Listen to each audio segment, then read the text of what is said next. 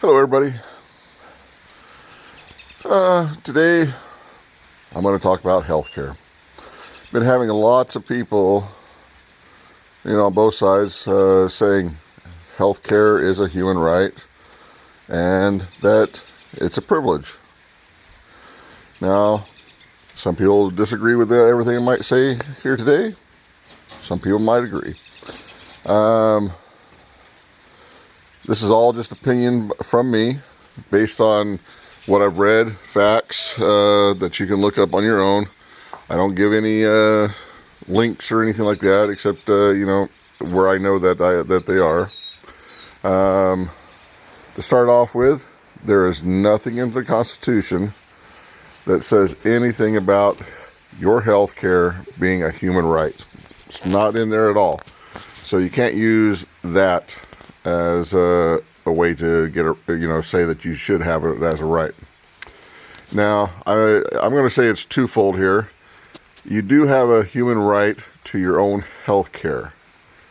And what I mean by that is like if you want to eat herbs and herbs and vegetables to help with your health care, and it's not hurting anybody else, that's your right. That right there is your human right to health care. That's the only right you truly do have as far as health care goes. Now, we'll go into it more on a larger scale besides just on an individual scale now. If you live in a country where the majority of the population is paying taxes, I do believe some of those taxes should go for some basic health care at the very least.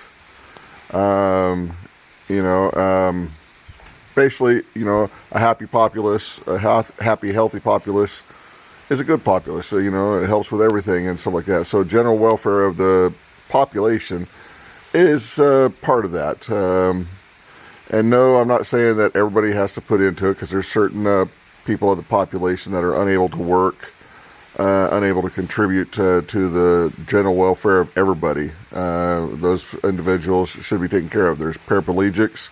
There are people that are in comas, or you understand what I'm saying. I think that the population as in whole needs to help take care of that through the taxes that we all pay. That's pretty much it right there on that. Also part of that, the taxes, if you're not working, then to keep you alive, like myself, it's a privilege to have the health care that I do, brought to you by the taxes I paid when I was working, and the taxes that other people paid into it.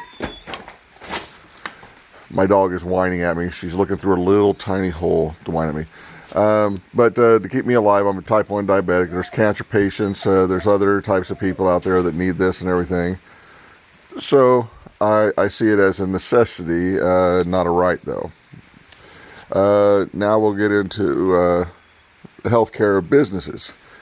If you're a business, you should offer healthcare to the people that work for you.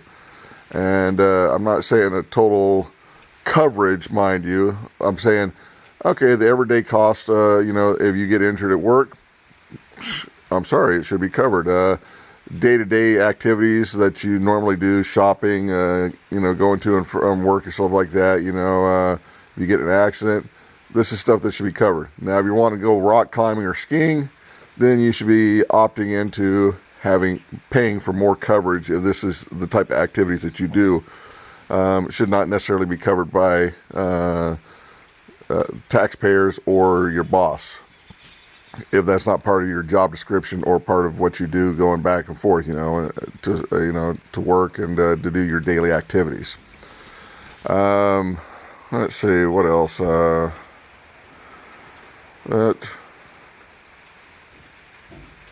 don't know. That's pretty much about it. This will be a short video, obviously, but it's a right and it's not a right. For your individual health care, it is your right to choose the kind of health care that you deem fit for yourself.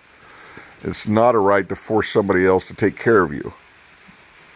You know, I'm sorry, you can't sit there and say, well, I'm gonna force this person to take care of me because it's my right to be healthy. Yeah. But like I said, on a larger scale, as far as the national taxpayers go and stuff like that, it should go to that. Oh, I know. We should work on bringing the pharmaceutical costs down. The cost of pretty much everything as far as the hospitals, healthcare, and everything goes. Because if you go to other countries, we are at the top of what it costs. Sometimes 2, 3, 4 times, even 10 times more than what it costs to go to other countries. And they have the same kind of medical care we do.